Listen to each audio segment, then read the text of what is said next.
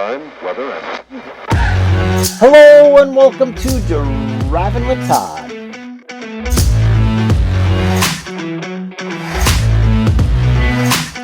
And I'm Todd.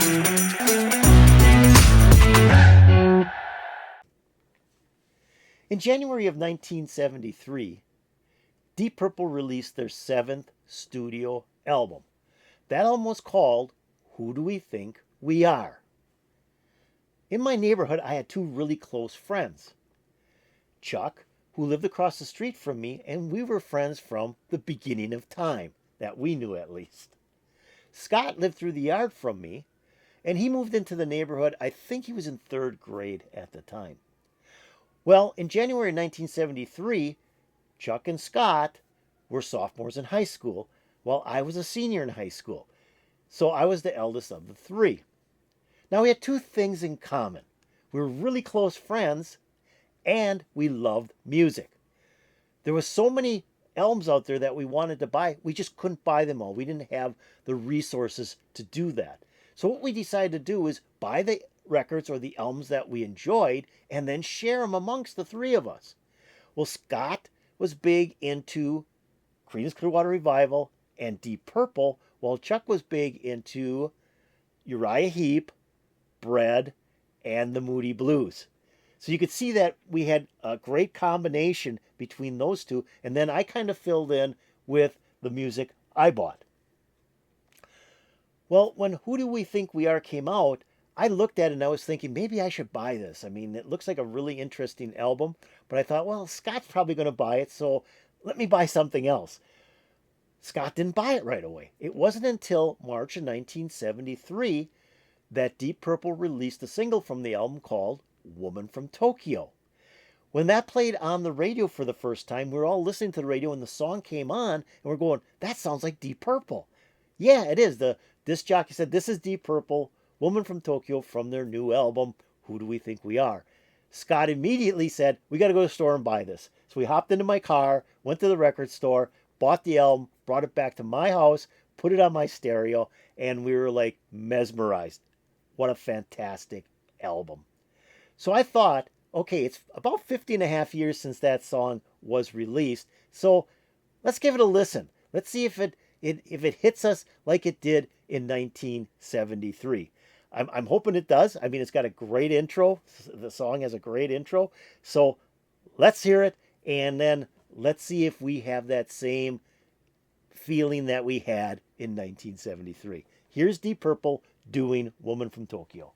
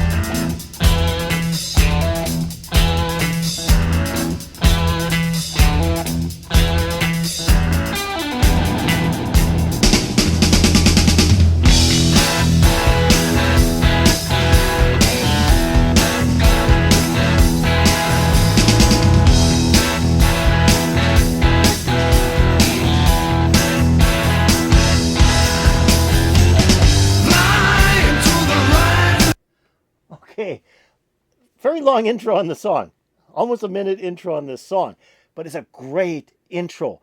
That hi-hat beginning with the bass drum is just killer. And then the guitar comes in, and that guitar, there's I think two guitars there, and they're playing different notes, and then the bass guitar comes in, and that bass guitar is just as loud as the lead guitar. Just really great beginning. So, when I hear this beginning, I go, okay, the classic beginning for Deep Purple is the beginning of Smoke on the Water. I mean, just a classic beginning. You hear just one note on that and you know it's Smoke on the Water. But this almost elevates above Smoke on the Water. It's just such a killer intro to a song. And as soon as it starts playing, you also know this is Woman from Tokyo. Just dynamite stuff by Deep Purple. So let's get going on this song and hear the rest.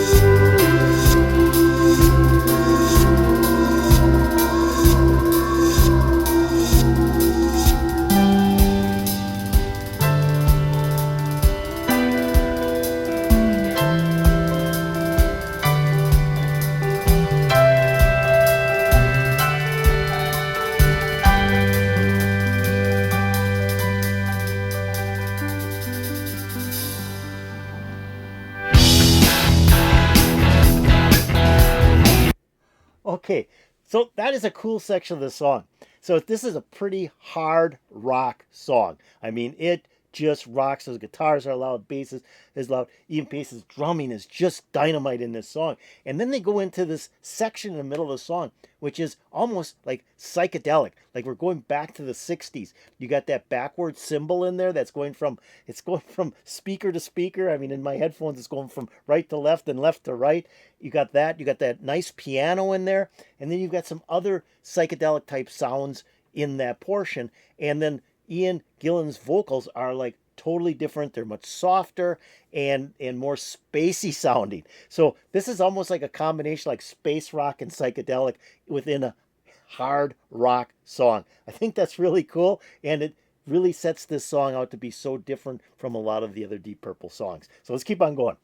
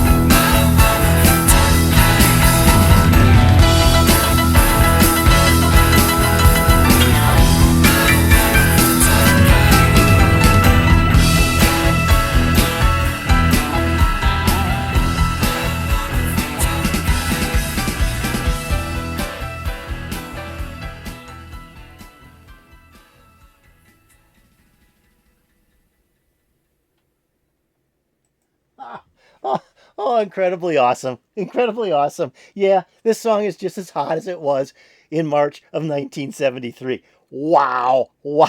Wow. It's just a great, great song. I love the piano at the end of this thing, too. I mean, that piano was just rocking on there. I just, the way they brought all these instruments together, the organ was in there, that was pretty heavy.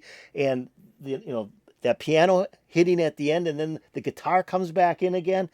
Wow. And Ian Gillan's voice, tremendous. I always felt, and I probably get hammered for this, I always felt that Deep Purple was missing something once Ian Gillan left the band. They just weren't the same group. He had this powerfully strong voice, and he could do a scream like nobody's business. Like when Burn came out, I actually bought that album right away when Burn came out, because this album was so good. Who Do We Think We Are was such a great album. I bought Burn right away, and even though I liked the vocals, it just wasn't the same as Deep Purple with Ian Gillan. I mean, it has a lot of good songs on it. Burn had a lot of good songs on it, but it just didn't have the power that earlier Deep Purple with Ian Gillan had.